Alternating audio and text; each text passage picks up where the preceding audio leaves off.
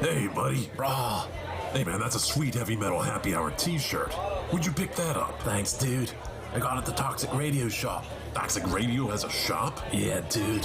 It's in the app or online at toxicradio.net. That is sweet. Yeah, and I also got a rockin' Toxic Radio hoodie and a Red Band Underground shirt. Dude, I'm gonna look so rockin' at the party tomorrow. Well, I think you look pretty now. Oh, wait, what? The Toxic Radio shop is a place to get all your Toxic Radio gear. Shirts, hoodies, stickers. Find it at toxicradio.net or on the app. Don't buy it safe. Buy it toxic. Hey, where you going, man? Planning your Saturday night can be a bit of a bitch. Saturday night is the loneliest night in the week. Well, it doesn't have to be. Load up Toxic Radio every Saturday night for the heavy metal happy hour. With the one and only Fishman. I know that, dude. There will be interviews, ticket giveaways, a little bit of banter with Toxic Mike, and of course great metal from the 80s all the way through today. Starts at 7 p.m., runs until Fish says it's over. Everyone get out! Catch it only on Toxic Radio. Don't play it safe. Play it toxic. All sports talk shows are the same, right? I am bothered by everything. You gotta go back to football school. The goal of this guy, it's just immeasurable. Wrong. In a world filled with talking heads more interested in their own celebrity than actually knowing the sports world, it's hard to find the people who really care about sports first. Look no further. Wire to Wire has it all covered. These guys have the knowledge and the cred to back up their opinions. No hot takes to get attention, just straight up opinions. Know anyone else who correctly called the 2020 World Series and March Madness? How about 70% on the NFL and NCAA football last year? You don't. Bottom line, these guys know their shit. They aren't doing it for attention, they're doing it for passion. Wire to Wire, live every Wednesday, 8:30 Eastern, only on Toxic Radio and wherever you find podcasts.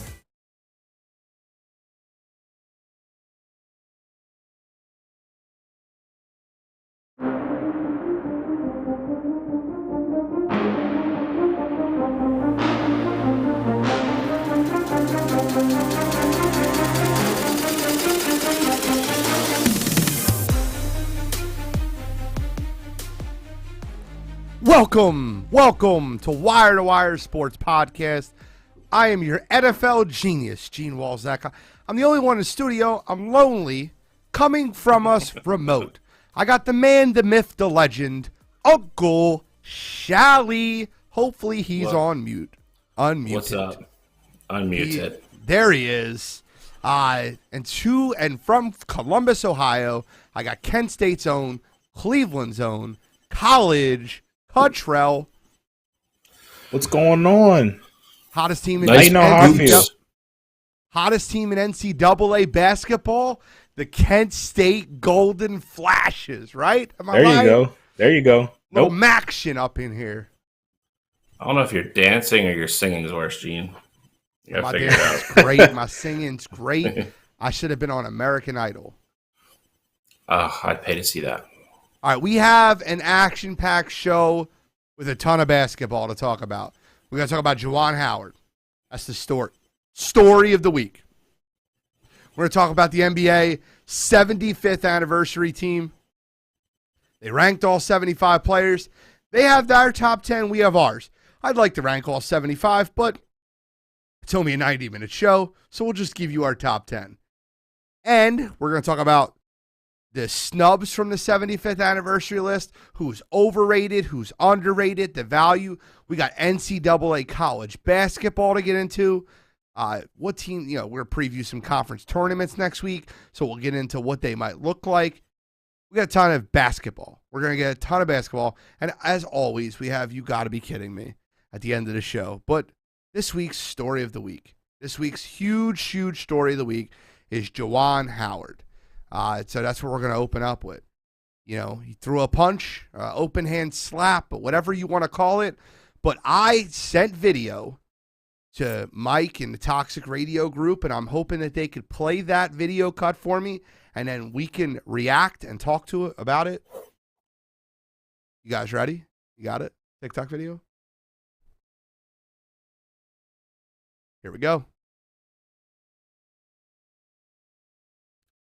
Sound would be helpful too this time. I knew it was not going to have sound. If you're watching at home, he'll start it back over with the sound, which would be great. So if you're watching at home, I'll describe it a little bit, but you'll hear the announcer calling it. And once he calls it, then we can kind of get into what happened. So here we go. Finish here, 77.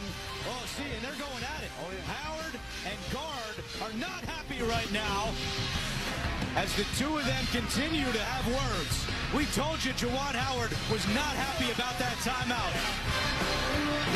And Juwan Howard just threw a right hand. And now we got a scrum. We have a scrum in Madison. Players are pushing and shoving. This is an ugly scene. This is an ugly scene. Oh, my God.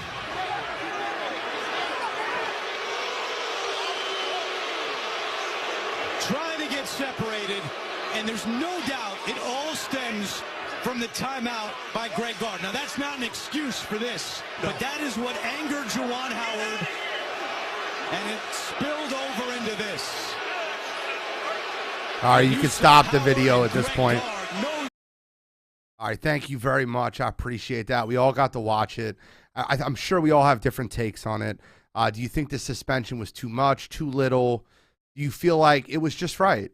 Just right. Like I think at least one of you guys think it was correct. So I'll start with Shally. He's the Michigan guy. I don't know if he'll be a little homerish on this one, but let's hear his breakdown of what we just watched. I'm leading it up. Catrell's biggest homer on the show. So I think for Juwan, I think it's fair. I don't think it's overboard. I heard apparently the Big Ten was only going to suspend him 2 games, and Michigan extended it to 5 because it didn't, it didn't meet their standards in coaching conduct.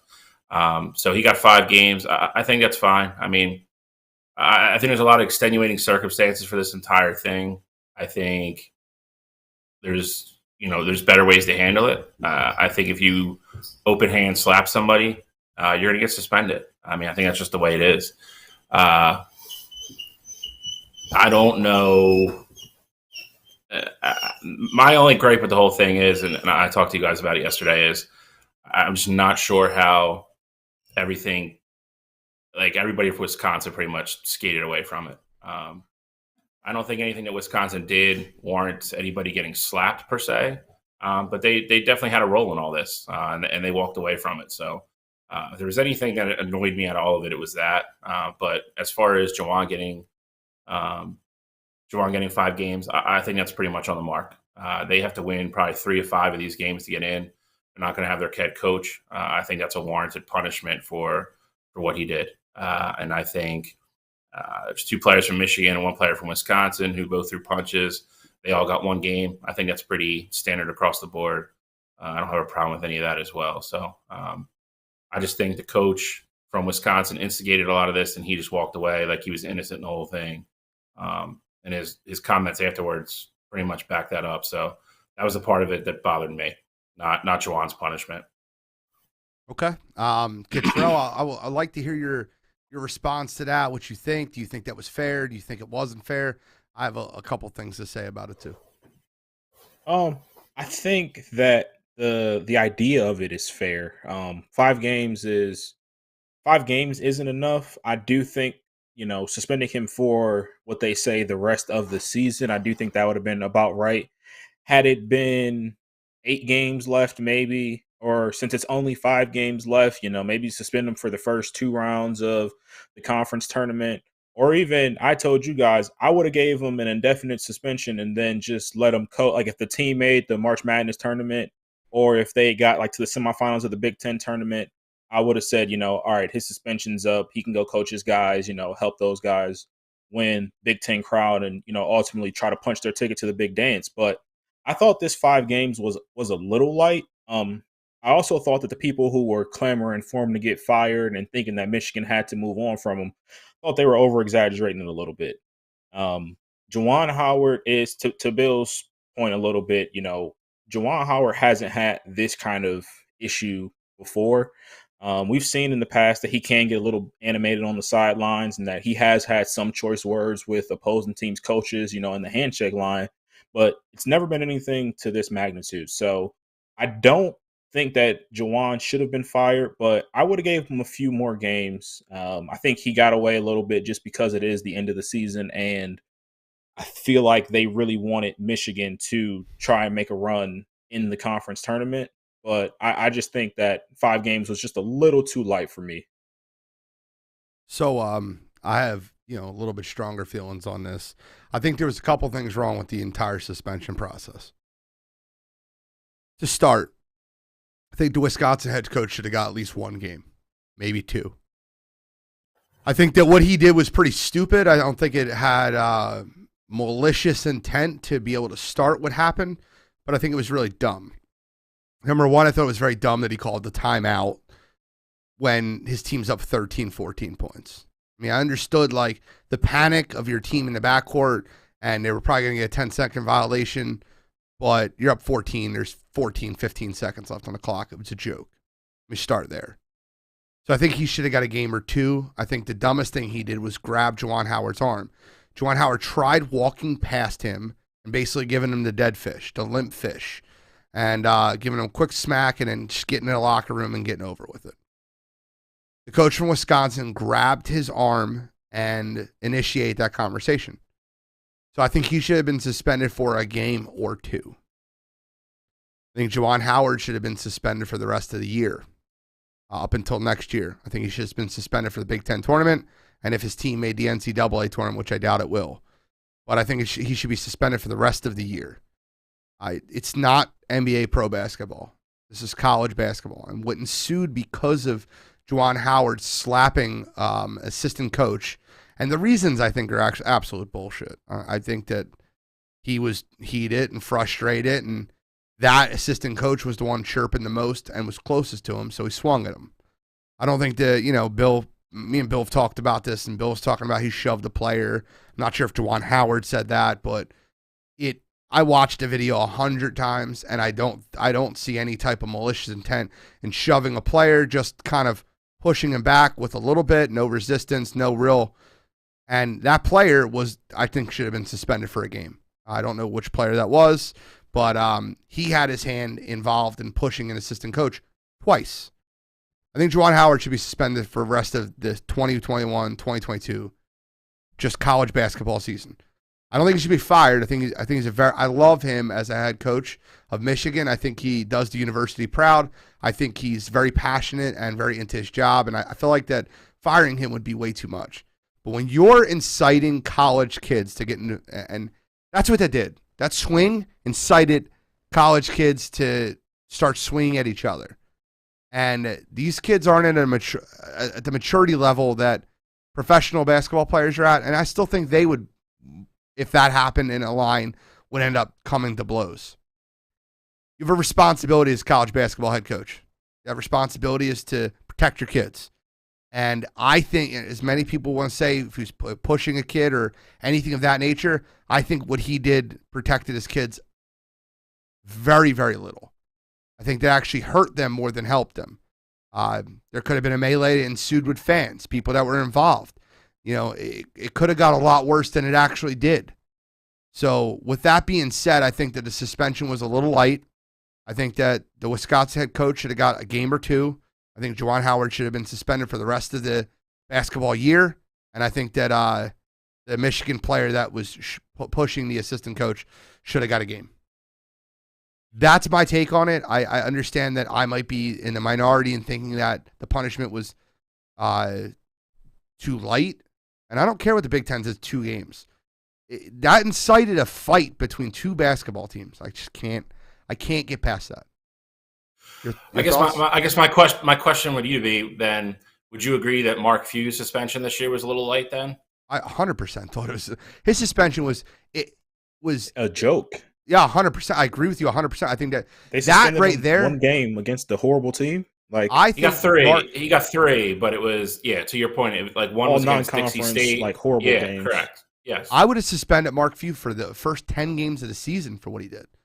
And I think that still might have been light So you're talking about Mark Few's DUI in the offseason, right? That's even almost worse than inciting a fight because you're setting the example that drinking and driving is okay. You're endangering people's lives that way. I thought that was extremely light. I think I 100% agree. I look at it. I look at that situation. I look at Will Wade down at LSU, who's continued to coach, even though the whole program is under FBI investigation. Again, it's one of those situations where I don't think Juwan Howard was in the right. I don't at all. I know you've been very clear there. I respect that. You've been very clear that you don't think he's been in the right. And I also think that you're right about the Wisconsin coach getting a game or two. I think he should have got a game. I think two would have been a little too much, but that was my biggest gripe through the whole thing. It really wasn't Juwan or anything else. It was the fact that, for better or worse, he really initiated the entire thing, and he just walked away scot-free. And that's a program as well that's had things, go on with the last year or two that guy's walked away from. They had a strength coach last year that was calling African American players the N-word. He got fired. It hasn't been the most crisply run program in the last 2 years since he's been there. So I think for the Big Ten to let him walk away was disappointing for me. Not so much for what they did with Juwan.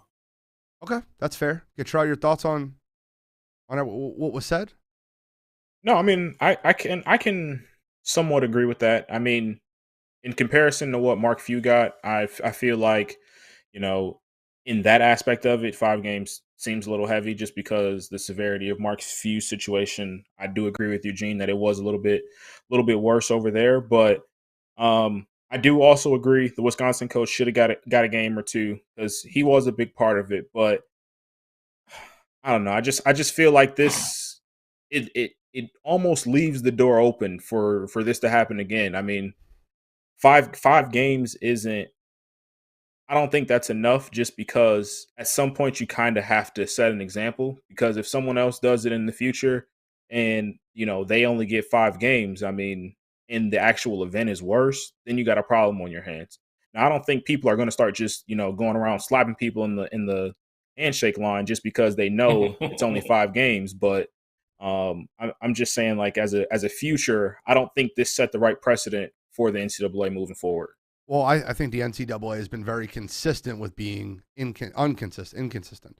I think they've been awful with and I think that NCAA punishments should be almost double what NBA punishments would be because you're very affecting good at being wrong. Correct, yeah.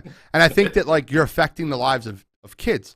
And most of these kids, believe it or not, this is their last version of basketball. These aren't professionals. Most of them won't play basketball outside this. Most of them will go into the real world and get jobs and not be professional basketball players. So what if that happened with high school kids? You think the high school coach would be suspended for only 5 games? What about grade school? Let's go further and see, so why is it different in college? And I think that because there's so much money that gets built into those programs that it becomes different. No, I know, but it shouldn't be from a moral standpoint. You slap another coach in high school, you're getting fired the next day. You're not. It's not even a debate. Yep. It's money. It's the NCAA with their hands on everything. Their hands in the cookie pod with all the money, especially with March Madness. I mean, you're not familiar with how much money that tournament raises and how much money the TV rights for that tournament are. Look it up. Take a peek. It's staggering.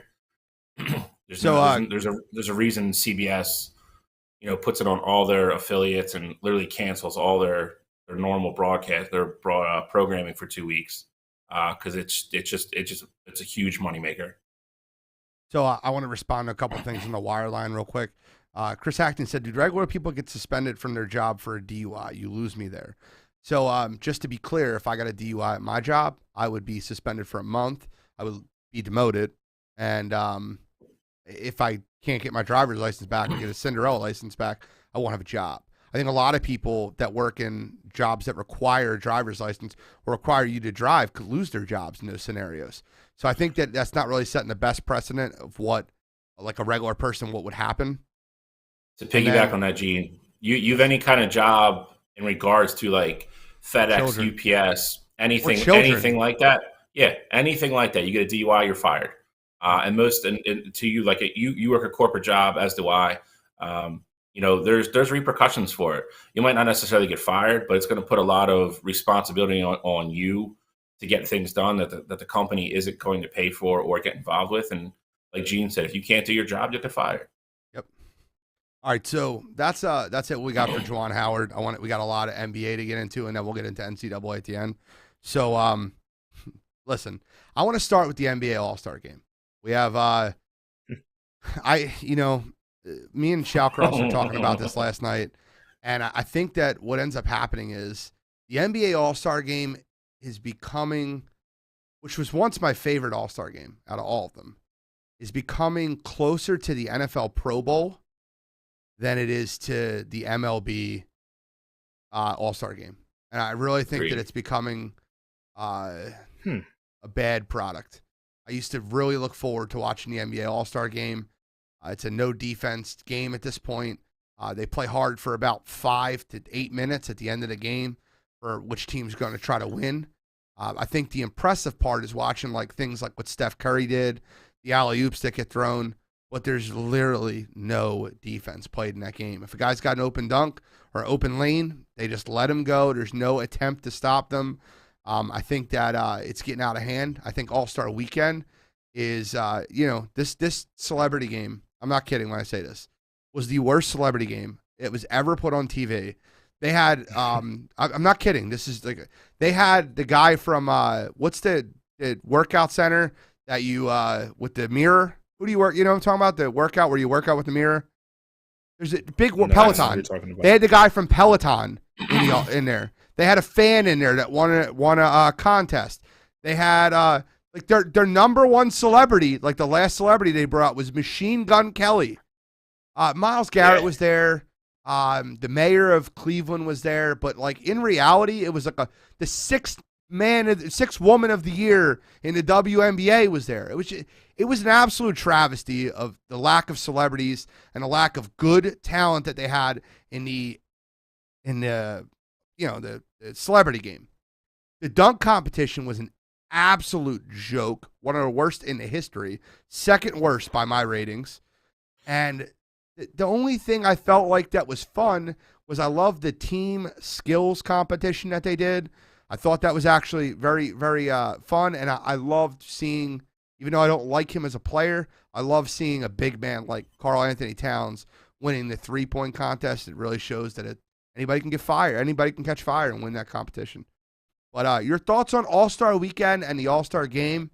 I was in tuned for the last 4 minutes where I felt like it was entertaining, but the rest of the game I thought was absolute trash.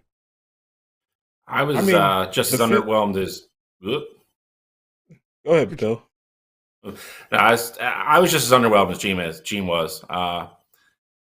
It is. I feel like Major League Baseball and hockey are both ahead of NBA now, and I feel like back in the day it wasn't that way. I think the new team format and having captains is cool. I think it's entertaining. I don't think it makes the game better. I go back to the late 90s and early 2000s when it was still East versus West. There was kind of a little bit of pride on the line, and I feel like the guys played a little bit harder. It wasn't great, but it was still fun to watch the best players in the league play basketball. With a little bit less defense. Nobody wanted to get hurt or anything like that, but they definitely cared about the game more and played a little bit harder. To Gene's point, is it cool to watch Seth Curry hit 16 threes in a game? Yeah, it's great. But he's pretty much doing what he does at practice. Nobody's guarding him. Nobody's jumping with him. It's you go to YouTube or Twitter or any video that has him at practice, and he sits there and hits 20 in a row. And that's pretty much what it is. It's pretty much a glorified scrimmage. It's great to see all the best players in the world in that scrimmage, but to Gene's point, that's really what it is. I mean, they play hard for the last 5 minutes when they come up with a number where the first team gets to, wins the game. I don't like that thing either. That started a couple years ago. I could do without that as well. But I think they have to find a way to get some, I don't know if seriousness is the right word, but maybe more intensity back into the game, or maybe have the players act like they care. I agree with Gene as well with the slam dunk contest. I thought it was terrible. The three-point contest, I think, was the most exciting thing. Gene pretty much nailed that on the head as well. I thought there was a lot of people in there that could win it. I never had Karl Anthony Towns on my radar as the guy that was going to walk away with that. To watch him get hot in the final round was awesome. And the skills competition, I think, was cool too. That was a little twist. That was something different. They're trying there, so I applaud them for that. Watching our boy Maxey struggle was not fun, but it's not. I think my biggest thing is, and Gene said this as well. When I was younger, I looked forward to it. I looked forward to watching that just as much as I look forward to watching NHL and baseball. And it's one of those things now. If I miss it, I'm really not that mad about it. It just doesn't do as much for me as it used to, and I think a lot of that has to do with the way the game's played. Catrell? I feel like I got a lot to say now. Love it. As like just the All-Star game in general, like I agree with you guys. Like the beginning portions of the game, first 3.5 quarters, yeah, it's not a competitive game anymore, and I'm 100% with you on that. But seeing what Steph was able to do in the second half, I know both of you guys already mentioned it, but seeing what Steph was able to do in that second half, I mean the whole game really, but the second half was when you really got hot.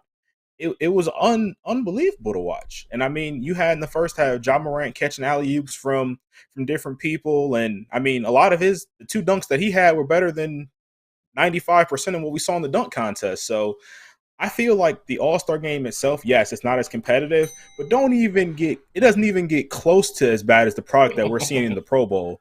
At least they get somewhat serious towards the end of the game. Like I think the Elam ending is perfect for them because it puts pressure on trying to get to that target score. Like what you have to hit.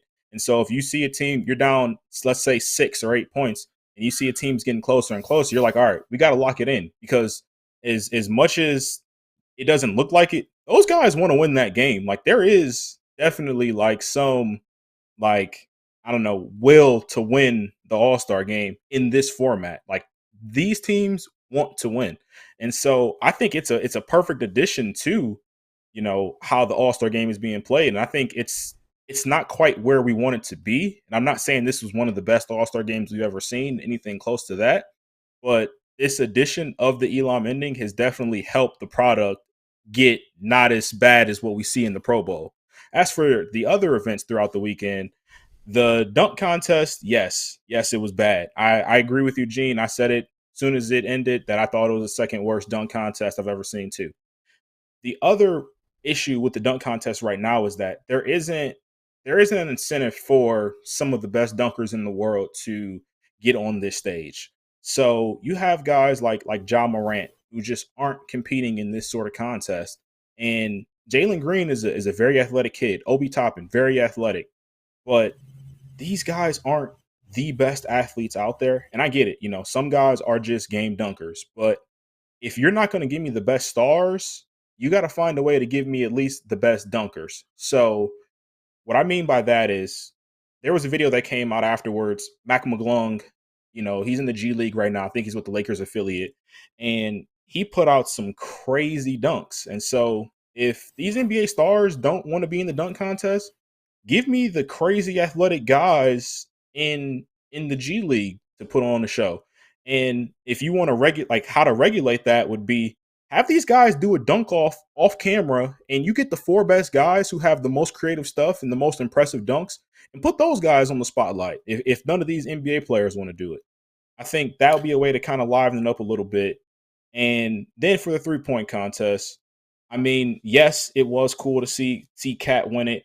Trae Young was a guy who I thought he'd do a little bit better than what he did. Late, he started to hit some shots, but I definitely thought Trae Young would be a little bit better in that competition. But I'm pumping the brakes a little bit on Cat. He keeps calling himself the self-proclaimed best big man shooter of all time. Until he gives me a 50, 40, 90 season like Dirk did, he's not in that category quite yet.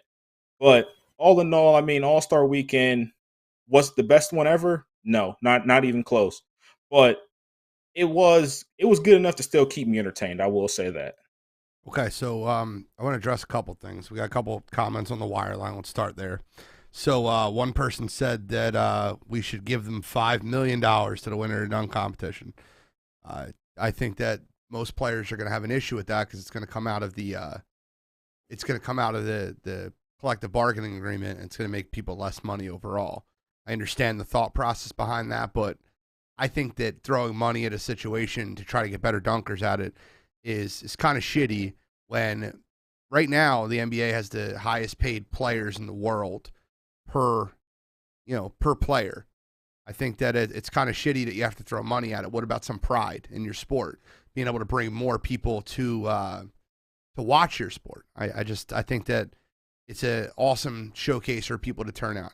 I also think a lot of people didn't show up because it was Cleveland. I think you've seen a lot of people, and I hate saying that, Catrell, and I don't mean it's nothing, like not a short dig at Cleveland, but I think a lot of people upper respiratory sickness and I don't really want to go, and that celebrity game was so bad. It was so bad. I remember when they used to get like Kevin Hart out there, and then just a lot of people that were like of relevance to see. Well, the problem with the celebrity game too, though, is that they tried to incorporate as many Cleveland people as possible, and that's not celebrities in Cleveland to play in that game. Exactly. I don't think there's can't have LeBron go play. No, but I don't think that the celebrities of Cleveland were even that good. You had Boobie Gibson and Anderson Varejao as your two ex-Cavs playing in the game. That was absolutely atrocious. And then you had Kareem Hunt and Myles Garrett. Myles Garrett was to me my favorite person to watch in the game. I just used to enjoy watching games like that and oh, it's cool. Let's see if this they used to have Master P playing, and he used to these are old players that could play serious basketball. I think they had the game in it a couple years, people that could play ball. I just think that this was just the creator of the Peloton. Come on, dude. This is what we're getting. Is the Peloton from Cleveland? I don't understand. Is that a Cleveland-born product? No, it is not. It was just so bad, but whatever. And then another thing that was said was, I actually think you had the most genius idea. I think the dunk contest, you should take all these YouTubers and all these people that make ridiculous dunks, and I think you should take them and put them in the dunk competition, give them their moment. Number one, you can pay them almost nothing to do it. So pennies on the dollar, basically. Correct. It's not out of a collective bargaining agreement. And two, they get a name and notability for themselves. People check out their YouTube channel. They'll make money off of that. I actually think that, and it's way more entertaining. And watching NBA players react to YouTubers or just dunkers that never made the NBA, I think that would be amazing. And then you might get an NBA player to compete with them. I'm not going to let this YouTuber beat me. And that might bring some of the competition back. But this, you get 5 takes at a dunk, and if you miss it 5 times, then we're come on. It's silly. I want to go back to the days where I watched Vinsanity. I want to go back to the days where even Zach LaVine was just banging him down. Let's go back to Jordan Dominique. But that's why I disagree with both of you about the dunk contest. It shouldn't have to you shouldn't have to beg the stars to do it. All-Star Weekend is all about the fans. It's all about TV. It's all about the fans. It's all about showing off. To win that dunk contest back in the day when Webb and MJ and Dominique and then the next group like you just mentioned, Vince Carter, Levine, Aaron Gordon, all those guys, they wanted to because they wanted to win it and they wanted that crown. Honestly, the biggest guy that's ducked this the most is Catrell's boy. LeBron's teased this numerous times he was going to do it, and then he always pulls out. He doesn't do it. The big name guy should get in this damn thing and compete. I don't know what it is. If you really won't do the dunk contest because you're not going to win enough money, that's horse shit, dude. That's crap, dude.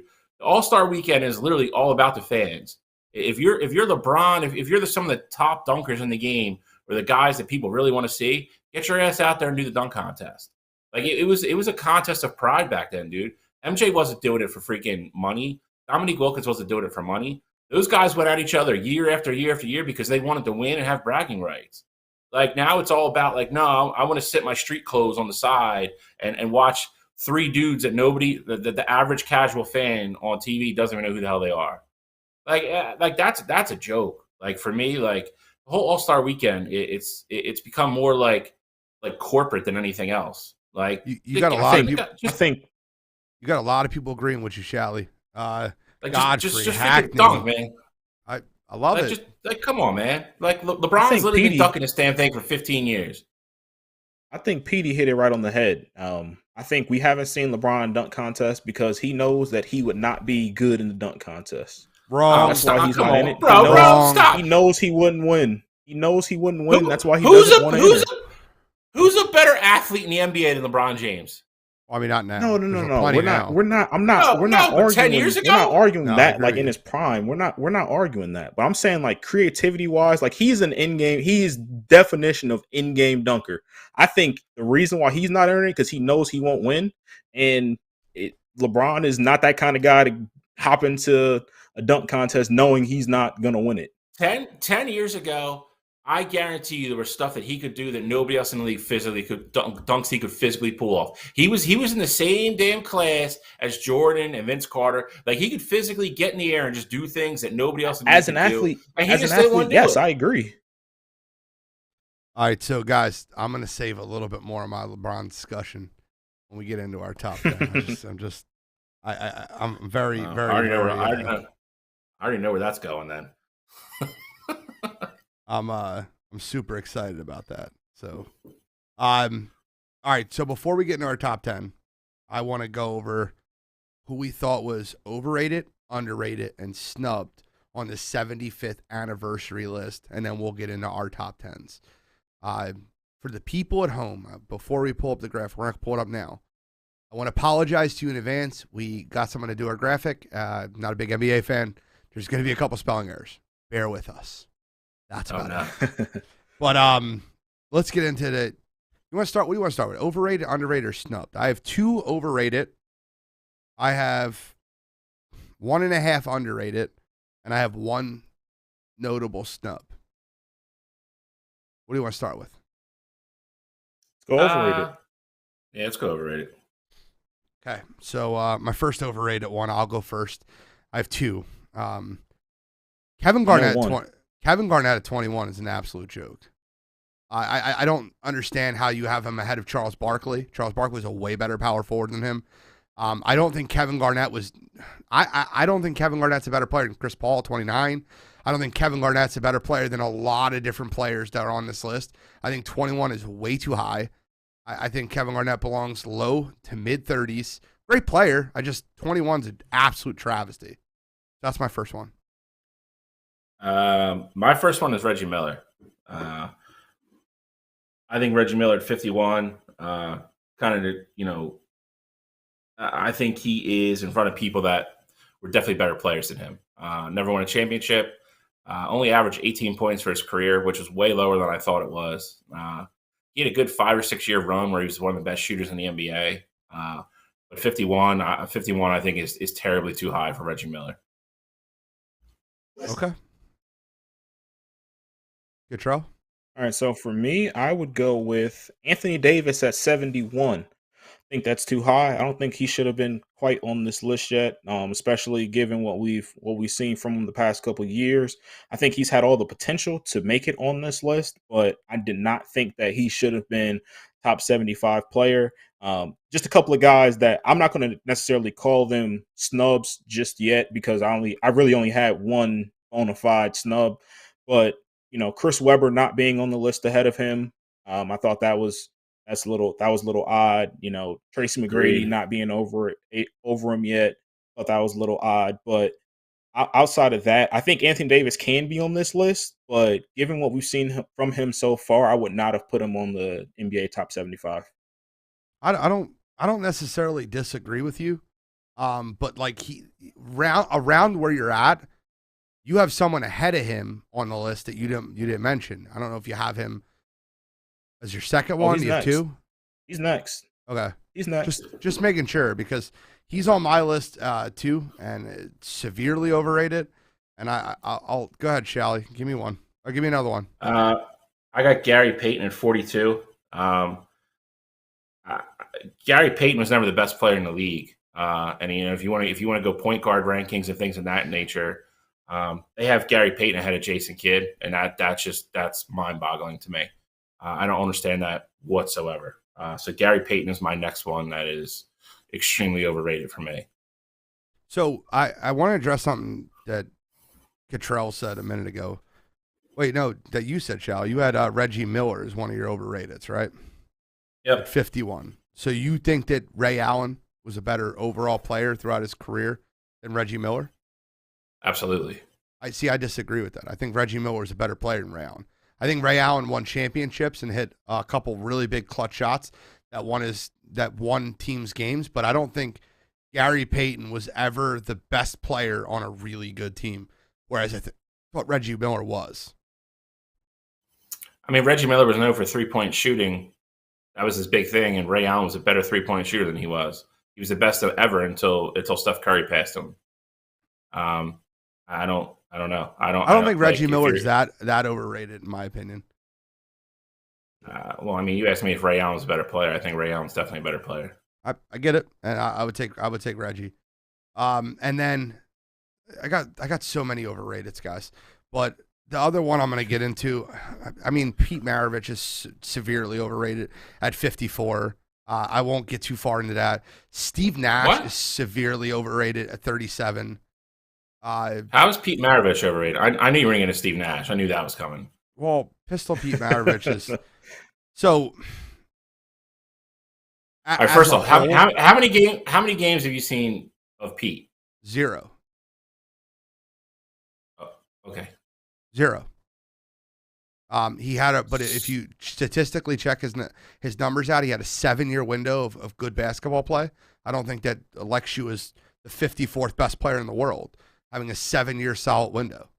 Just don't believe Reggie Miller had a 6-year good window, and he's ahead of Pete Maravich. I'm going to get into Steve Nash as being the worst defensive player in the history of basketball. Ever. I think that like if Bill, I think, you know what? I'm not lying. I think if Catrell made the NBA, he would be a better defensive player than Steve Nash. I've played basketball with Catrell. He was first team all defense on his CYO team. I think that Catrell is a better defensive player than Steve Nash. I think him being rated ahead of Gary Payton is an absolute travesty. And him being rated ahead of Jason Kidd is an absolute travesty. I don't know how you can see that, but those are my overrated players.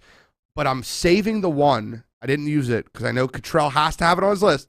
And if he doesn't, I'm going to use that at the end. Catrell? Uh-oh.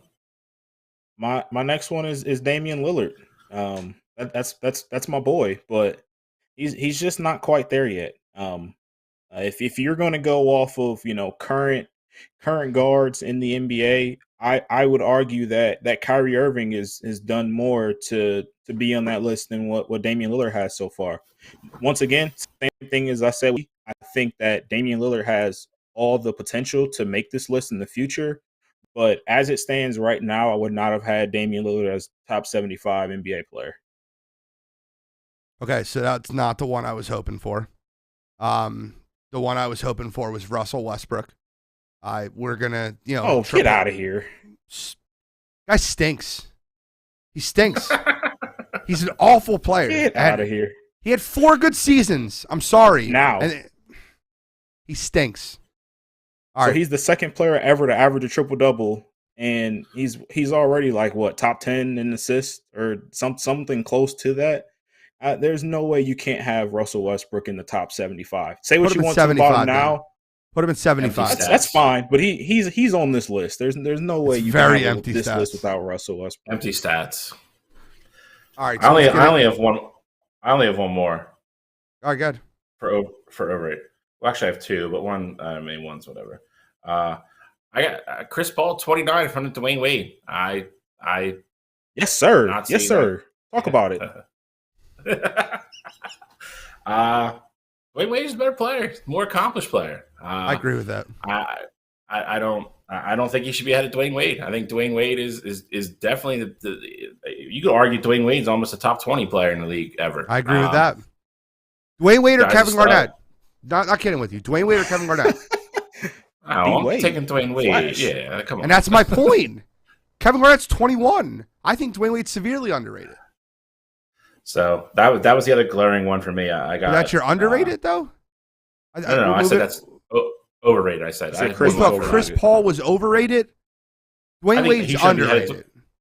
Okay, fine. You can do it that way. That's the way I would look at it. I think 29 is perfect for Chris Paul.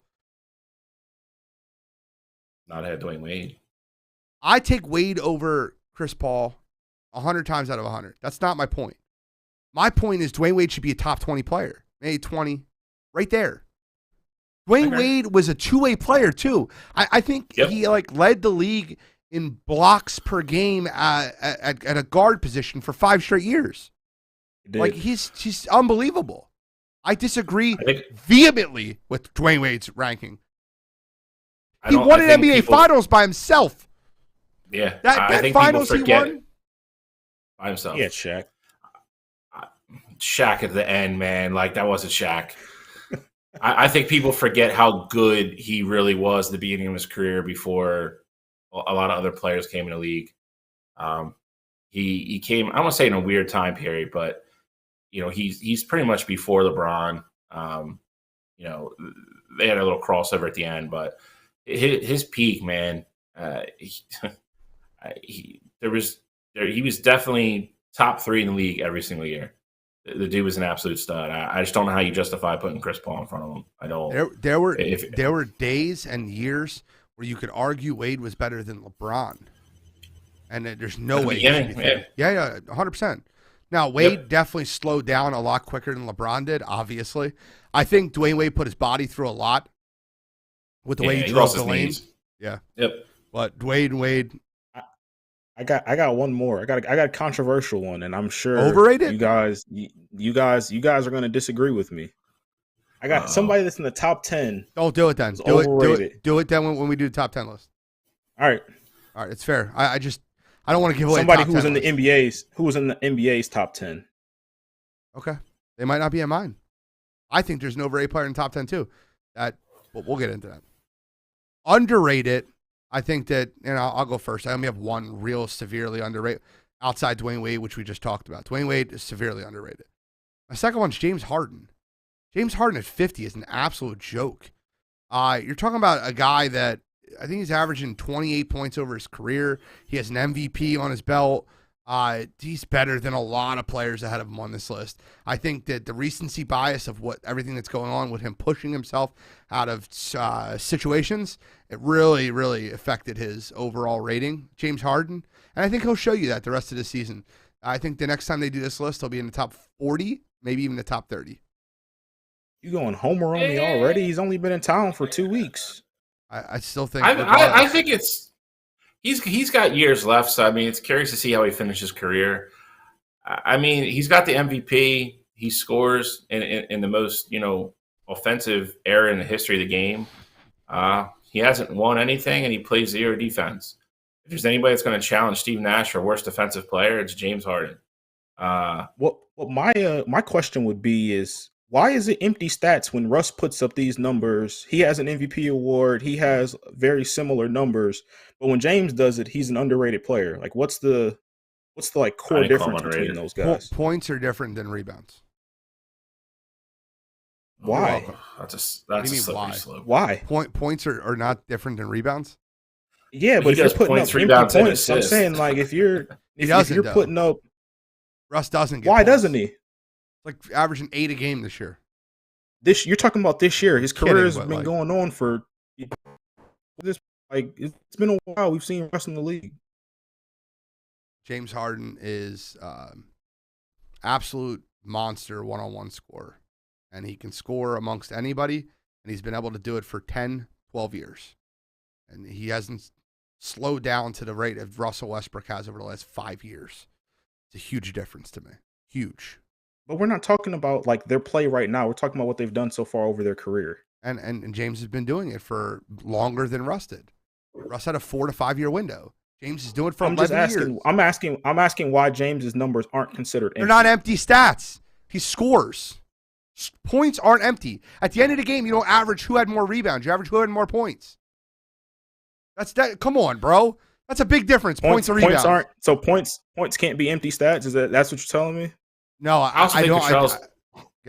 I think Catrell's argument also is James is very James is a better scorer than Westbrook, like no doubt. But that's literally no doubt about it. Like he's a one-dimensional player. Like people could say what they want. Like you're going to see it here in the next couple of days. Like defense is not his thing, and he'll have games where he has a lot of assists because he's not a bad passer of the basketball actually, but it's a very good passer of the basketball.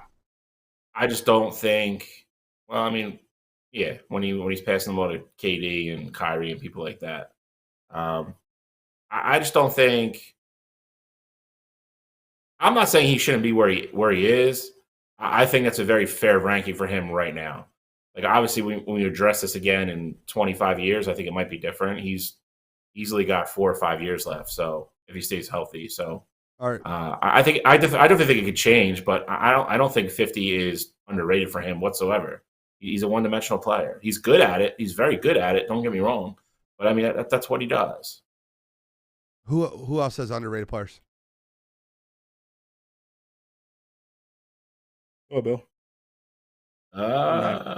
It's severely underrated. I really don't either. Like I kind of put all mine together. Like who was ranked ahead of who. Like so, one was overrated, one was underrated. That's how I did it. The only other one I found. I had an interesting discussion about it today. Dr. J and Moses Malone.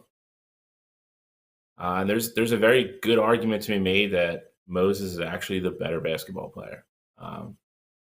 That'll ruffle some feathers around here, but if you look at career accomplishments and everything else, you can make a very good argument that Moses was the better basketball player than Dr. J. Okay. Who? Anybody have a different snub than Dwight Howard? Mine biggest snub is Dwight Howard. I had Howard on my list. Dwight was my biggest one. And then I said it when I mentioned Damien Lillard earlier. If you got Dame on there, I'd have Kyrie in that slot ahead of Dame at this point. I'd have Joker in that slot ahead of both of them. Joker's the other one on my list. And I think if JoJo can have another 5 years, then he's going to end up on this list as well. Yeah, I think Joe. I think that's. I think the MVP gives Joe. I think next year you have JoJo in this. Honestly, over Anthony Davis, if you want to be honest. But I'll get on that train all day. All right, so we got our top 10. Fraud. We got our top 10 list. We want to get into that. The graphic. Do not read too much into the spelling of the graphic. We did not do the graphic, but you don't mind throwing that graphic up on the screen so we can go over it together. I'm looking at my list. Like, there's no bad last names. Well, it's not. Look, number 6 under college Catrell is Shaq. Spelled like a. We got Shake Shack at 6 on Catrell's list. Bill Russell missing an L, and Imagine Johnson. Imagine all the people, but yeah, obviously he spelled them right on different ones. But whatever. Let's just get into our list. Everyone's Freaky list is Catrell. listed here. That's fine. That's fine. Who wants to start? I'll go first if neither one of you guys want to start. I don't mind. Go ahead. Okay. So my number 10 is quite possibly, in my opinion, is one of the more overrated players in a sense that where they get ranked. Bingo. He gets ranked based off his wins. I think that it's not necessarily because of his great player. He's on a great team. He won 11 championships, so he ends up getting put on this list by default because of the championships. I don't think he was anywhere near what Wilt was, and obviously you'll see that on my list where I have Wilt Chamberlain, and I'll get into that. Tim Duncan, greatest power forward to ever play the game, the big fundamental. Love Tim Duncan. I have him at 9. I don't think that's underrating him or overrating him. I think it's perfectly rated there. Shaquille O'Neal, one of the most dominant big men of all time. What's really sad to me is I really believe that Shaquille O'Neal could be a top 5 NBA player. And his work ethic just wasn't there. His longevity just wasn't there. He was the most physically freakish athlete ever. He was unstoppable. He was the most dominant big ever to play the game. And he's only a number 8 for me because everyone above him had that insane work ethic and being able to just dominate the basketball game for a longer period of time. Number 7 to me is Larry Legend.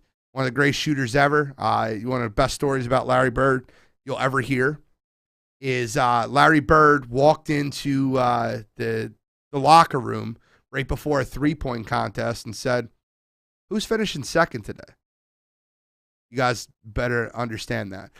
Larry did more than just shoot the basketball, which he often gets claimed to just shoot the basketball, which I think is a travesty. Larry Bird played good defense, passed the ball very well, rebounded the basketball. If he didn't have back issues, Larry Bird could have been higher up on this list, but Larry's unbelievable. Magic Johnson just ranks just a shade ahead of Larry Bird to me. Magic Johnson, to me, is the poor man's LeBron James. I think what he is everything just a little. Like if you were making a NBA 2K player, like LeBron would be the 97 and Magic would be the 93. It would just be a little bit less attributes everywhere. A little bit less of court vision, a little bit less shooting, a lot less shooting if we're being honest. But Magic Johnson was an unbelievable player. He had great court vision, and he was one of those players you never wanted to see on the fast break. He had unbelievable court vision on the fast break. That's what ranks him my number 6. I would love to put Kobe Bean Bryant higher than 5. Kobe Bryant was Mamba mentality, but I think what a lot of people get, I'm not going to say anything bad about Kobe. I'm going to try not to. I think what a lot of people get lost in translation is Kobe's work ethic was so strong and so amazing that his mental aspect of getting other players involved, he even says it in interviews. He's like, I'm not passing you the ball. You don't work as hard as I do. Or when he's talking about Shaq missing 3 free throws, I'm not throwing the ball back into you. Get it off the rebound. I think that the team mentality was lost in a lot of Kobe Bryant's career, or I'd have him higher. I think he is the closest thing to what you'll see in Jordan. Like him and Jordan's mentalities were almost identical. Jordan won more, and Jordan was more dominant. Number 4, I have the highest scoring player in the history of basketball, Kareem Abdul-Jabbar. He had the unstoppable sky hook. It was impossible to defend. I have him number 4. Number 3, I have LeBron James. I feel like LeBron can pass Wilt for 2. It's still in the air, in my opinion. Once LeBron claims the points title, I think that he'll slide past Wilt. But LeBron James is a physical specimen. He's absolutely unbelievable. Great overall player. You know, I just think what really hurts him is his lack of mental fortitude. I think he's a crybaby. And I think that, you know, it really hurts his overall image. I think that him jumping teams hurt him a ton. Going to follow the stars, playing GM too much. I think that hurts his overall greatness. Wilt Chamberlain is, you know, you could make an argument for Wilt at 1. Wilt is unbelievable. Scored 100 points in a game. Has some of the most ridiculous stats that will never get topped ever. The argument against Wilt Chamberlain for number 1 is he played against people that were smaller than him. When he scored 100 points, the guy that was guarding him was 6'5". To my response to that is he can't control who he's playing against. They told him he couldn't pass the ball. He led the league in assists. A story about Wilt Chamberlain a lot of people probably don't know is Wilt Chamberlain was an Olympic sprinter. Wilt Chamberlain used to bet $1,000 before every basketball game against any basketball player to race him from one end of the court and back. And he didn't lose until his final season. He was the fastest guy in the NBA at 7 foot. And he was just unbelievably special. My number 1 is the great one. It's Michael Jordan. Michael is, you know, there's not many people that can put fear into every team in the NBA. Players in the NBA were scared to go against Mike. And not only were they scared to go against Mike, he struck fear in the hearts of, like, LeBron James struck fear in the hearts of Boston and Toronto in the Eastern Conference. Michael Jordan struck fear in the hearts of every team in the NBA. To the sense that players on teams were telling other players, do not poke the bear. Do not give him anything to be pissed off about. Michael won 6 championships. His last 6 full seasons playing in the NBA outside of the Washington Wizards debacle. He went out on top for the Bulls the right way. Should never came back in Washington, in my opinion. But Michael Jordan could have won 8 straight championships if he didn't go play baseball. It almost felt like he was getting bored. After he got over the hurdle, it almost felt like he was getting bored. So Michael Jordan would be my number 1. College Catrell, you want to go next? Yeah, I'll go next. We'll kick it at 10. Just off of what you said about Bill Russell at 10, I know you don't see him on my list at all. Bill Russell is, and I didn't even realize this until the more I looked into it, but Bill Russell is criminally overrated. Winning 11 championships is an impressive feat. Don't get me wrong. No matter how many teams are in the NBA, no matter who's in the NBA, height wise, all that. But when he was in the league, there was 8 teams in the league, and this is a guy, Bill Russell. He has 4 MVP awards. 3 of them they absolutely robbed Wilt Chamberlain. Robbed. These were years where Wilt had more points, more rebounds, and this is Wilt leading the league, by the way, leading the league in points, leading the league in rebounds, and leading the league in win shares. And 3 years in a row, the MVP went to Bill Russell instead of Wilt.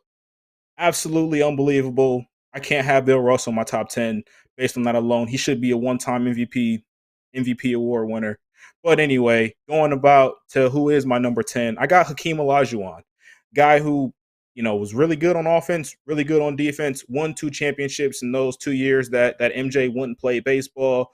This is a guy, absolute force. I think 11-time All NBA, between first, second, third teamers. Hakeem Olajuwon was just a dominant figure down there, and he was just one of those guys who unfortunately had to succumb to Michael Jordan being in the NBA at the same time as him. My number 9 is Tim Duncan. The big fundamental. This is a guy who was in San Antonio, and he was just dominant. I mean, he didn't have anything like fancy or anything like that. He had the bank shot. That was his claim to fame. But he went to San Antonio and did literally anything Coach Popovich asked him to, and he was a champion. Won 5 championships while he was there. My number 8's a guy who I really wanted to have higher. Larry Bird, talent-wise, is unbelievable. And I know I didn't grow up watching Larry Bird, but I've seen so much footage of Larry Bird and just the moves that he had in his arsenal. Gene, you hit it right on the head. Larry Bird is 100% more than a shooter. He was just so diabolical and so precise with what kind of moves that he would put on people that it was really unstoppable. Larry Bird was a fun player to watch. And like I said, I know I didn't watch him live, but Larry Bird is one of those guys. I love to see different documentaries or just different shorts about Larry Bird and just how he was and how he talked to other players. He just had this confidence about him. I know if I'm on the court with you, I'm putting up 40 points if I feel like it. He was just that kind of guy. I forgot to mention it. The game he played left-handed. He's like, I'm just going to shoot everything left-handed. Just for fun. Sorry, I didn't mean to interrupt you, but yeah, 100%. I forgot to mention that. Yeah, absolutely. Guy who I really wanted to have higher, Kobe Bryant.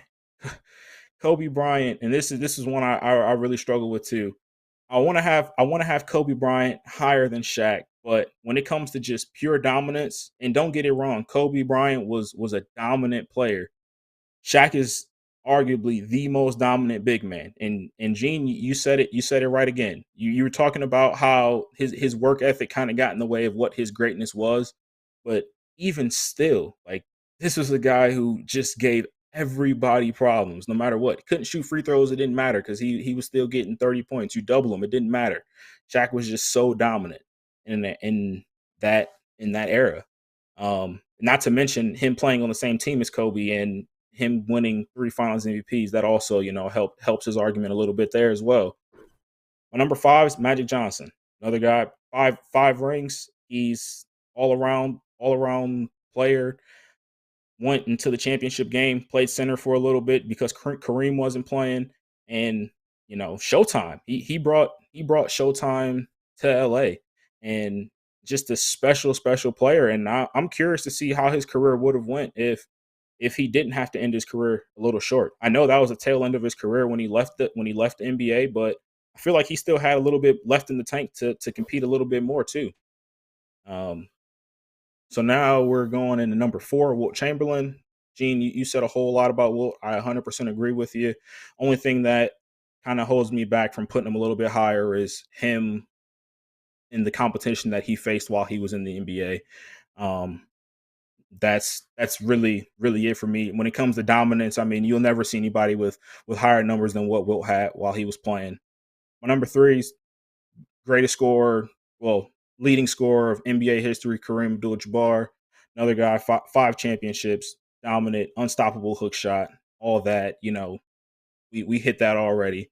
My number 2, I'm the only guy on the show with Michael Jordan not as my number 1, and that is because the guy at number 1, LeBron James, when his career is all said and done, he's going to be first in points, he's going to be top 5 in assists, and he's top 10 in steals. When you have a player that is that diverse in these different categories, and he has 4 championships already, been to 10, and went to 8 straight. So you have a guy like that who can literally go to any team and they're automatically championship contenders. You get put to number 1 on my list. So I could make an argument that LeBron James has destroyed as many teams as he's made. He's won a championship everywhere he's been. So I understand. Make it as much as you want to. I understand that. But what he did to Cleveland when he came back, even though he won a championship and got him a championship, traded away the young talent, got them to re-sign a Kevin Love that hasn't done anything for you guys. Kyrie wanted out of there. Like, I honestly believe that Cleveland probably would end up getting a championship with all the young talent they had on their own without LeBron coming back. That might be a bold take, but it's the way I truly feel. And I think he's destroyed the Lakers organization by winning the COVID championship. Their whole organization's trash. And he's going to leave after this year. And they're going to be nothing. They're going to be a non-playoff team. They're going to be irrelevant after this year. So I just want to be clear. Won championship while he was there. And you get it. You're selling your soul for that one title. And I get it. That's what you do. That's what the Rams did. And I get it. Lakers don't have to do that. I feel like that there's a lot of things that he does to organization. And the only organization he didn't do that to was Miami. And that's because Pat Riley wouldn't allow him to be GM. Pat Riley was the GM. I think that I feel like that LeBron James could have touched Michael, could have really, really reached that pinnacle in his career if he had just played his role and been the best player on the floor, best player in the NBA for the years and years he did. He didn't need to be a GM. He didn't need to force trades. The reason why you're knocking him, though, is because of things off of the basketball court. It has nothing to do with play style on the court. So it could have, if he stayed with the same team, argument. He could have built a dynasty. He never had a dynasty, man. Never had a dynasty. Cleveland didn't build one around him. In his first 7 years in the league. So let me ask you a question. Who was the GM in Cleveland when he was there? It was, I don't remember the first stint, actually. Come on, give me one GM from Cleveland. One of them. The one in New Orleans right now. David Griffin. Wrong. The GM for Cleveland was LeBron James. And that's the problem. If you say so. So you dislike him for off the court stuff. So that's all right. I dislike him because he could have had a dynasty. He could have been a guy that continuously. Where would he have had a dynasty? Wherever he chose to stay and surround himself with the right people and allow them to make the basketball decisions and put the people around him. Grow young talent around you. Like, if he redid his whole career, right? You think he would have did it differently? I do. I think he would have not had the decision, but outside of that, I don't see what changes. That's fair. Shally, your thoughts? Your top 10? I mean, I'll get into those two in a second. I don't have a lot to talk about because most of our guys, most of our lists are all the same for most of these guys. So a lot of it's just going to be repeating, all the good stuff you guys already shared. I got Larry Bird at 10. It's one of the guys I struggle with on this list. He could have been higher. Larry Legend. I think the one thing about Larry Bird that people don't realize is how tough he was and how bad his back was at the end of his career, and he still kept playing. He kept playing at a high level. He was the leader and the best player on all those Celtics championship games or championship teams. Sorry, he's a great player, man. Him and Michael had the first video game together. Hold on. What? Tiny is my favorite wire-to-wire listener and commenter ever. Cleveland could have won the year D. West was screwing his mom. I can't. Tiny, you are my favorite. You are the GOAT.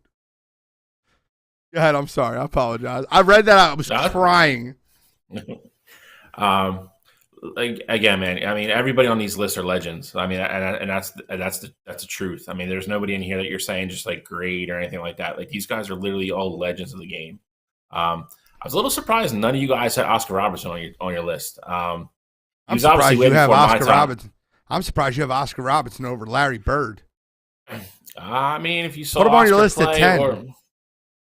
Oscar Robertson was incredible. Played for a bunch of bad teams at the beginning of his career, then played for a bunch of good teams at the end. Was always the best player on his team. He's obviously even way before my time, but growing up with people who watched him play, they talked about Oscar Robertson, like he was a top 3 or 4 player ever. He was that good in the prime of his career. Number 8, I have Tim Duncan, big fundamental, literally the most technically sound player maybe in the history of the NBA.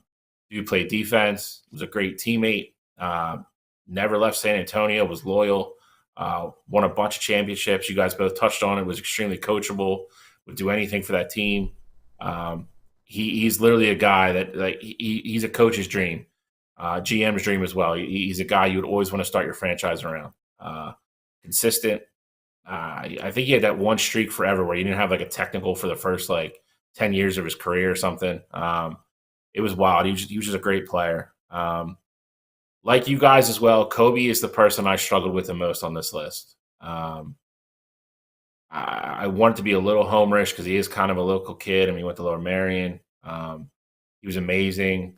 I tried not to fall into the prison in the moment thing with him passing away, a year ago, and having that fresh in my mind, maybe ranking him higher than I should have. I have him at 7. Catrell's him at 7. Gene has him at 5. I think he's right in that range. If you put him at 5, to Gene's point, I wouldn't argue him there. I have him at 7.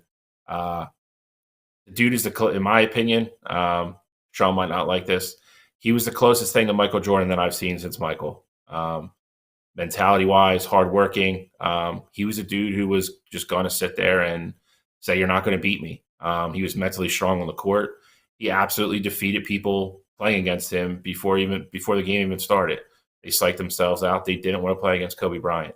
And I think he's the only other person on this list other than Michael that you can say that about. I got Bill Russell number 6. I disagree with you guys a little bit. Yes, it was an 8-team league. Bill Russell's numbers weren't insane.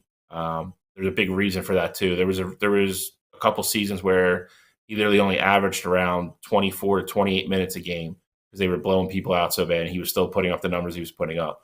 Bill Russell was a very good basketball player. I think if you put each guy on the same team, I think Wilt Chamberlain is the better player, and that's why I have him ranked higher. I don't think it's a homer thing at all. Gene touched on the one thing that I was going to touch on. Wilt Chamberlain was a freak athlete. People just know him for basketball. The dude could have went to the Olympics as a sprinter. He was just an incredible basketball player. Gene touched on the other thing that was really important about Wilt Chamberlain as well. They changed the game because of Wilt Chamberlain. They literally changed rules in basketball because people couldn't guard him and couldn't stop him.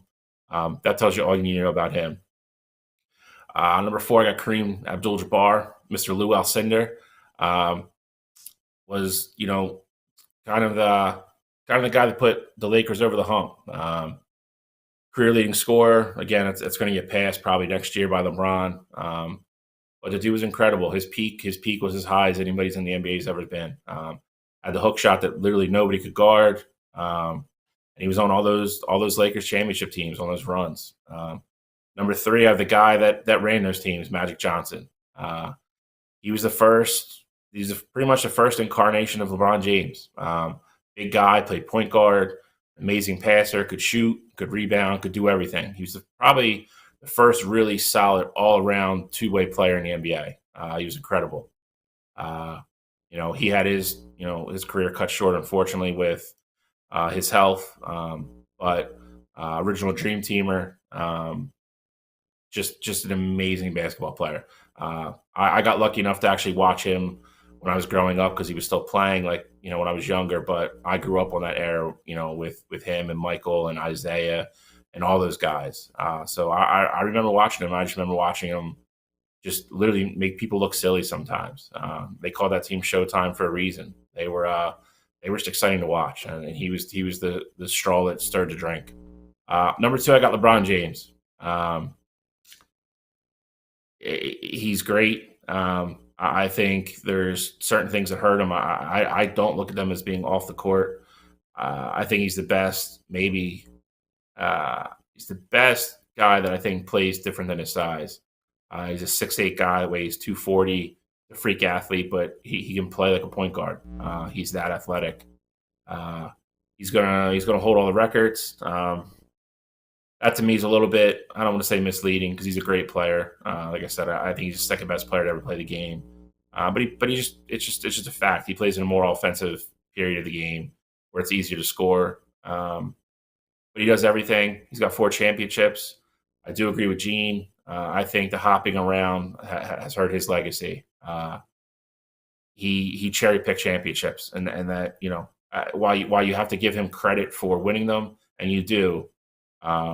You know, he's got 4. You have to give him credit for it. You also have to acknowledge, you know, how he got him as well. I think they go hand in hand.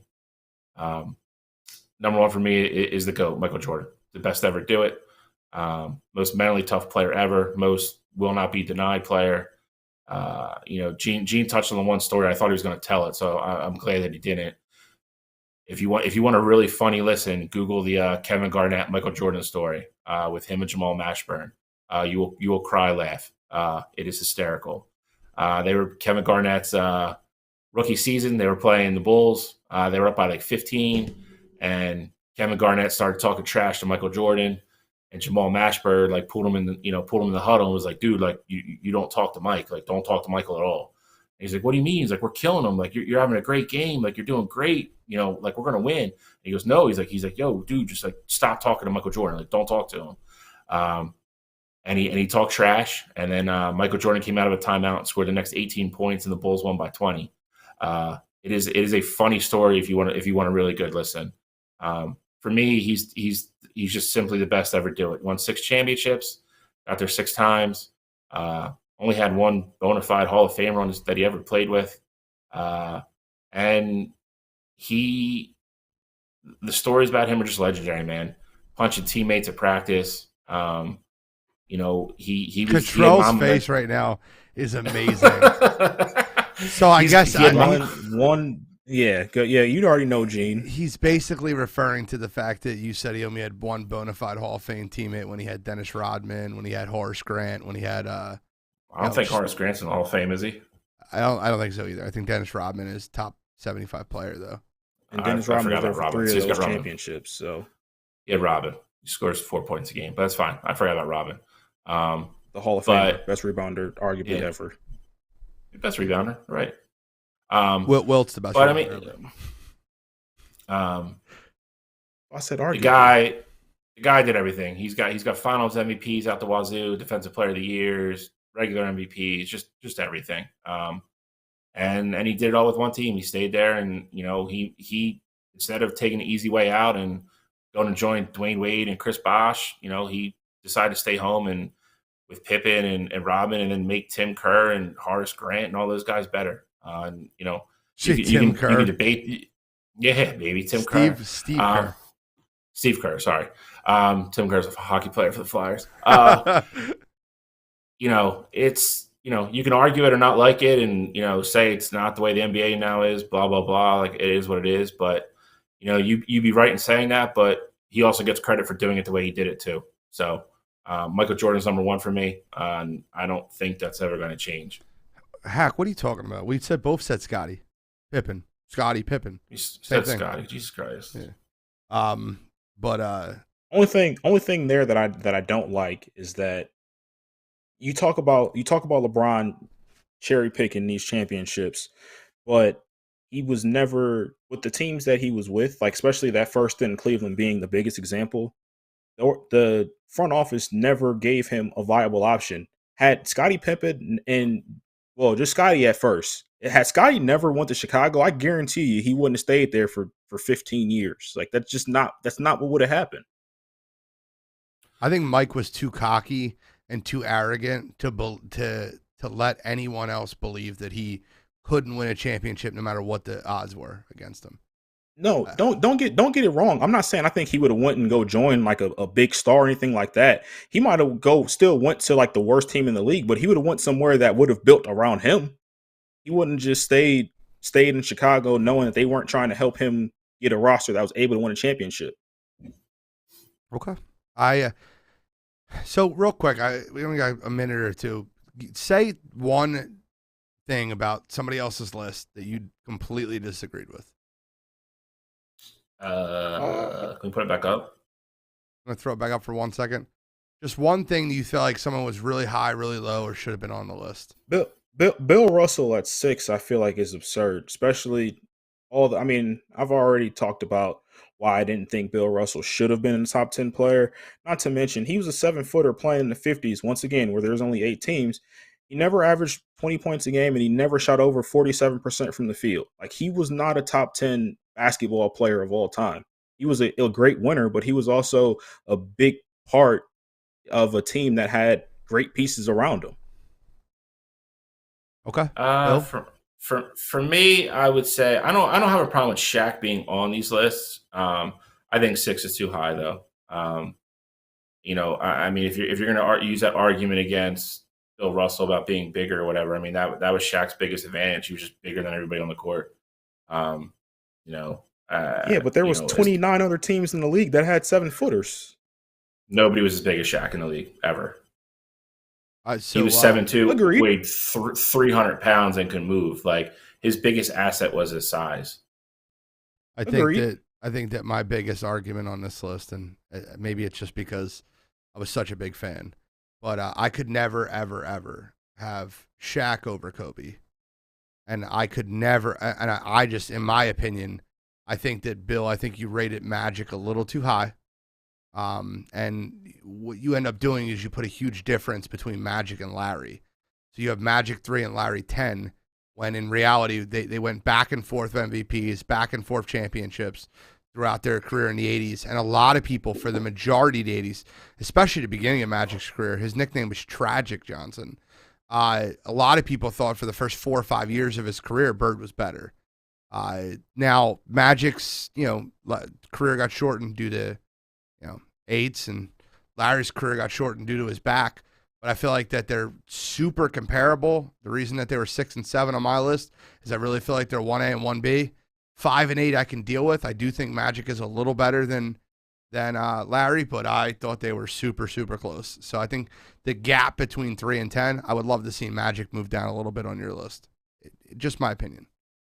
Respectfully, obviously. Yep. All right. So biggest mistake there is having LeBron number 1, but I mean, that's fine. Well, I mean, we've debated that at length. I think that was a really fun debate, though. I really love doing a top 10 list. We'll start doing those a little bit more often.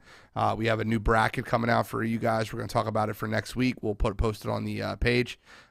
Myself, Bill, and Catrell are going to really brainstorm in the lab. We got a couple ideas. We're going to narrow it down to one, and we'll get that rolling out to you guys. But I wanted to use the last few minutes of the show to kind of really continue, and this will be the second straight week we talk about college basketball. And college basketball it's getting more and more fun. It's getting more and more revved up, and we touched on it a little bit with the Juwan Howard thing.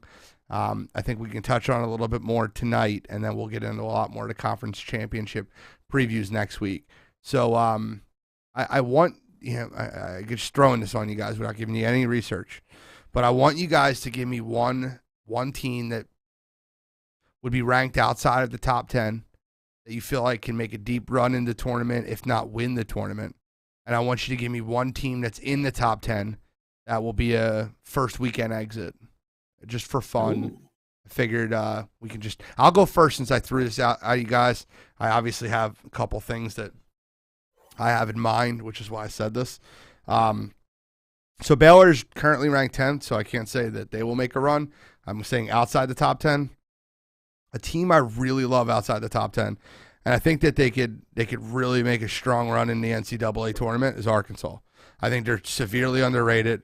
Right now, Arkansas is ranked 18th in the country. I think they're 21 and 6. I think Arkansas could be a Final Four team. If not, I don't know if they can win it all, but I feel like they have the talent and the depth to do it. I think Arkansas will score with the best of them, and they actually play defense.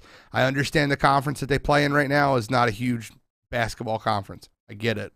But with that being said, I think Arkansas is a team that can make a real strong run in the NCAA tournament. I was close to saying Tennessee, too. I think Arkansas and Tennessee at 17-18 are really just solid teams. A team that I think that will not make it out of the first weekend, that will be a 1 seed, is Auburn. Ding, ding, ding, ding, ding, ding. I think Auburn's severely overrated, man. I strongly feel about this. I think Auburn, whoever's in the 8-9 game, I think will beat Auburn. I do. I'll take that bet. That's fair. I mean, you're going to get really good odds. I'm going to piggyback off of that, Gene, just because I do agree so much with you. A team that I could easily see in the top 10 that doesn't make it past the first weekend is also Auburn. I do think they are overrated for what they are.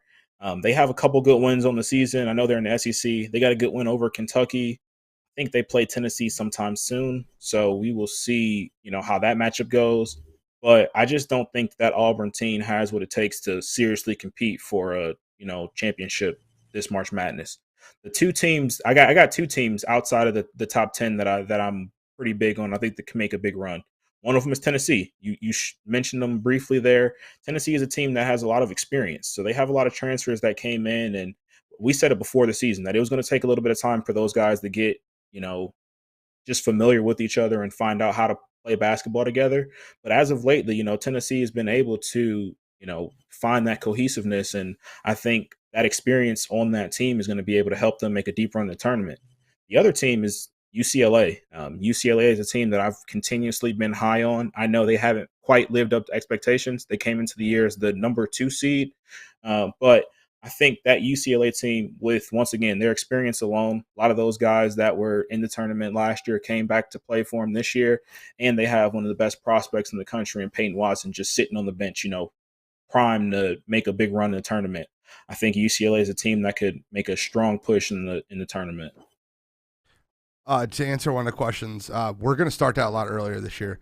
We are doing a wire-to-wire March Madness bracket again this year. We'll talk about the entry fee and what it will be. It'll be a donation, and you'll win something. I have the prizes being sent to my house now. Last year's winner, Nick Dolis, got his Hank Aaron jersey delivered to his house. So, I think that we'll have a couple cool prizes to give away to the winner, and we'll talk about the donation. But we need to get at least 25 people in this tournament. Got to get it. Last year, we were running a little bit light on overall tournament brackets. I want to get at least 25 people in this tournament competing with us, and that's 25 people outside of us. I'd love that number to get over 40. We'll talk about that more in the upcoming weeks, but we will be doing a wire-to-wire March Madness bracket, and I'll win this year. You're welcome. Bill? Not if you pick Gonzaga again. My team outside the top 10 is the same as Catrell's. I like UCLA. I think UCLA could definitely make another Final Four run, possibly make it. They had a little bit of lull in the middle of the season where I think they lost like 2 of 5, and that's kind of what dropped their ranking. They're winning again. They're back up to 12. I mean, by the time the tournament starts, they're probably going to be a 2 seed. 2, maybe 3 at the most. So I definitely think UCLA can make a run. Team in the top 10 right now that doesn't make it out the first weekend. Hate to say it. It might be Villanova. I've watched them play enough. I love Colin Gillespie. But, they struggle with teams that have a little bit of size. If they're not hitting all their threes, they are a very, very beatable basketball team. I don't want that to be the case, but to Gene's point, if you're a 1 playing an 8 or 9, they're not going to be a 1 seed. But if they're a 2 seed, getting that dreaded, 10 or 11 seed, that's good coming from, maybe a smaller conference could definitely cause them trouble. So I could see them exiting, after 2 games. I actually I don't disagree with you. I just don't think they'll be in the top 10. I think the rankings right now have them 8th, but they just lost last night to UConn, so I think they won't be a top 10 team, which is why I didn't want to kind of cheat and use them. I'm not saying you did, because that the rankings are what they are. It's just I kind of steered away from them just for that. But I agree with you. They might not get out of the opening weekend. I think they'll end up laying around a 3 seed, maybe a 4. I think they'll end up being ranked 14th or 15th in the country by the time that the season's over. I think they take an early exit in the Big East tournament, and then they end up being a 4. Just an opinion. Let's get into You Gotta Be Kidding Me. Catrell? All right, mine this week's it's kind of a fun one. I didn't have anything too serious outside of the whole Juwan Howard thing. You Gotta Be Kidding Me this week is James Harden, and it's not for what most of you probably think. The reason why I'm using James Harden is he made it clear that he didn't want to be in Brooklyn anymore, and that he was tired of the way things were going in Brooklyn. And now today, all of a sudden, it comes out that New York is going to be lifting their vaccination mandates, and now Kyrie Irving is going to be back on the court. So quite literally, if he had just stuck it out for a week, 2 more weeks, he would have been playing with Kyrie. Hopefully Kevin Durant can get back sometime soon. And when you have Kyrie Irving, James Harden, and Kevin Durant on the court, you're going, if you're all healthy, you're going to win a championship. Like there's just no way around it. Those guys are too good, and they play too good of basketball not to win a championship, especially, given what's in the East right now. And I think they beat anybody in the West. So I think it's just funny that this all happens now after the fact. So for that, James Harden. Come on, you gotta be kidding me. Shally. There's a multitude of options this week. I'm going to keep mine a little bit light too. I'm going to stay in basketball as well, like Catrell did. I'm going to go with the pettiness at the NBA All-Star game during the 75 ceremony. You had Ray Allen snubbing Kevin Garnett on the pound, and Kevin Garnett looking up to the ceiling and making a face. You had Cat being pissed that Michael walked by him and went over to talk to Ucla. You got the whole Michael Jordan and Charles Barkley, not talking to each other because they're not friends anymore. I just thought it was crazy. Of all you have all these great, amazing players in one building for a ceremony like that, and a bunch of guys chose to be petty. That's funny to me. It wouldn't hurt Ray Allen to at least acknowledge his teammate that he won a championship with. Cat can't get that mad. I'm sure Michael Jordan knows who he is. He just wanted to talk to Ucla more. That's all. There's nothing wrong with that. And I think Michael Jordan and Charles Barkley are 2 big faces of the game. And obviously we're very close friends at one point. That I really feel like a discussion, couldn't, bury the hatchet between those 2. I think the world would just be a better place if Michael Jordan and Charles Barkley were buddies again, especially with his, popular and, Charles Barkley's on TV all the time. And you've seen in other instances where Michael Jordan comes up and Charles doesn't really like to talk about it because it makes him uncomfortable to even talk about Michael sometimes. So for me this week, it was just the pettiness at the All-Star game, a bunch of grown-ass championship men being honored for how great they are, and they're acting a bunch of second-grade schoolgirls. So for me, it was the NBA All-Star weekend. Come on, you gotta be kidding me. I really could have did Juwan Howard. I don't want to do that. I want to kind of keep it a little bit off that topic since we talked about it at length on this show. This one's a very it's an easy one for me. JJ Redick is such a great listen on podcasts and ESPN when they invite him on the First Take and different shows. He recently came out and said that Zion Williamson hadn't reached out to CJ McCollum when CJ McCollum got on this team. He also said that, he played basketball with Zion Williamson, and to say that he was disconnected from the team would be an understatement. Zion Williamson has been crowned nothing, okay? I played a good half a season in the NBA. He's been out with injuries. He's ballooned in weight. He's done nothing. He's been the number 1 overall pick for New Orleans, and he makes it feel like they owe him something. They owe him. They need to build the team around him, and They need to make him feel like he's won it there and he wants out and he wants to go to a different situation. Zion Williamson's been crowned the king. He's been crowned the next LeBron since he stepped foot into Duke, and he hasn't done anything. And Zion Williamson not reaching out to it when they're trying to do everything they can to build a team around him with C.J. McCollum, Brandon Ingram. It's an absolute joke. For being an awful teammate, for being a person that thinks he's got there already and hasn't been there, I side with J.J. Redick, and for this week, Zion Williamson. Come on, you gotta be kidding me. That was on my list as well. I'm glad you did it. Any final comments? I got a couple, so if nobody has anything, I'll go. But if anybody else, I have none. None. All right. I got two. Well, I got a note here from Billy. I got a note here from Billy Brancato as well. Not good news for Major League Baseball. There's no deal reached by February 28th. It looks like they're going to start chunking into the season and canceling regular season games already. Player pays are not going to be recouped. Games will not be rescheduled. So looks like we're staring down the barrel of a shortened season already. Lovely. Rob Manfred, you suck. Couple positive things. I got to wish Jackie Brancato happy birthday. Her birthday is Monday. Told to reach out to her. A little bit closer to home for me. My nephew turns 1 on Saturday. We were going to have him on camera today, but unfortunately he's a little sick. He's downstairs. He's sleeping, so we're not going to wake him up. So happy birthday to JD, turning 1. And the only other thing I got is I would give our host a little shout out today. My man Gene went back to the gym a couple weeks ago and is already down 20 pounds. So I would just like to give you congratulations and just say as a show, I think we're proud of you the way you're approaching 2022, and I'm happy for you, bud. Stay positive, keep going to the gym. Thank you.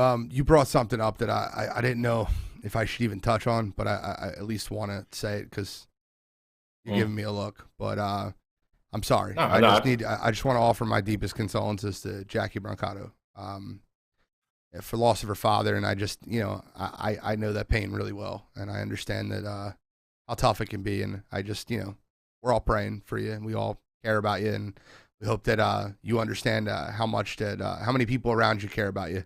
So I'm sorry for your loss. I know that anything I can say on this show won't bring him back, but just want to let you know that we all care about you, and I'm sorry for that loss. Catrell, anything? Much lighter. I just wanted to bring up that there's a fight night going on this weekend. You can't have a fight night with my boy Islam Makhachev and me not mention it. He's fighting Bobby Green on short notice. Beneil Dariush had to bow out because he had an injury. And if Islam wins this fight, my thinking is that he's next in line for the title. So if you don't have anything better to do on Saturday night, tune in to the ESPN Plus app and see my boy Islam put on the show. It's free. And I give Bobby Green all the credit in the world for taking that fight shorthanded, because that is not somebody I'd want to get in the cage with on a short time. So, damn. Next week, we got your boy, bud. We'll talk about that next week. I can't wait. Game Red Colby. Also going to wish a birthday shout out to little Lawrence Mason. He turned 7 this Saturday. So happy birthday, nice. Kid. And with that, this is Wire to Wire signing out.